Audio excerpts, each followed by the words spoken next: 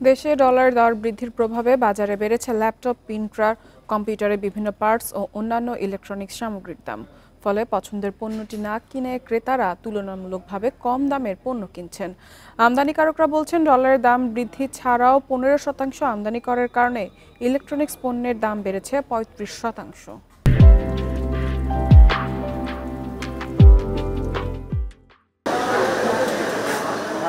সম্প্রতি দেশে ডলারের দাম 1 লাফে 60 টাকা বাড়িয়ে 117 টাকা নির্ধারণ করে বাংলাদেশ ব্যাংক। এতে প্রভাব পড়েছে দেশে আমদানিকৃত সব পণ্যেই। একই কারণে দাম বাড়ছে বাজারে ল্যাপটপ, প্রিন্টার, অন্যান্য ইলেকট্রনিক্স সামগ্রীতেও। বছরখানেক আগেও আসুস এইচপি ব্র্যান্ডের কোরাই 3 ল্যাপটপের দাম ছিল 45 থেকে 50 হাজার টাকা। এখন তা বিক্রি হচ্ছে 55 থেকে 60 হাজার টাকায়। ফলে পছন্দের পণ্য তালিকা থেকে বাদ দিচ্ছেন ক্রেতারা। যে ল্যাপটপ আগে 50,000 টাকা পাওয়া যেত সেটা প্রায় 60 বা 65 এরকম লাগতেছে, তো একটু বেশি সেটা আমাদের কাছে মনে হচ্ছে। আর ল্যাপটপের তো কনফিগারেশন মাস্ট দেখতে হবে, তো সেক্ষেত্রে সব কিছু মিলে দেখা যায় আমাদের জন্য একটু চাপ তৈরি হয়েছে।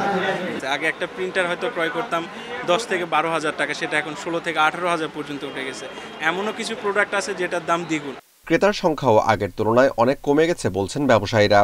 প্রাইস বাড়ার কারণে আমরা খুব হিমশিম খাচ্ছি সেল করতে গিয়েও, কারণ আমরা পারছি না কাস্টমারকে তার চাহিদা মতো প্রোডাক্ট ডেলিভার করতে।